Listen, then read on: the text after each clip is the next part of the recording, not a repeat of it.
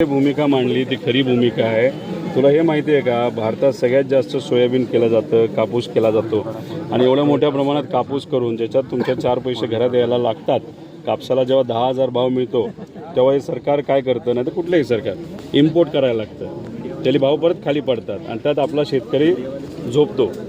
तसं सोयाबीनचं झालं, कांद्याचं झालं, सगळ्याच पिकाचं झालं। तुम्ही जे फर्टिलायझर घेतात तुमचे वडील तुमच्या शेतासाठी तेव्हा टॅक्स असतो। वही आणायची असते दादा, तर पप्पा जर का म्हणलं माझ्या खिशात 10 रुपये नाही तर इतकं वाईट वाटतं की आम्हाला एकदा याच्यावर डिसाईड नको करू, आम्ही तीच भूमिका घेतोय। तुला एक माहिती का, मी विरोधी पक्षातला आमदार आहे, पण मी जर आज निर्णय घेतला असता, नाही तर काल निर्णय घेतला असता, तर मी आज मंत्रीसुद्धा झालो असतो, नाही तर पदाधिकारी झालो असतो।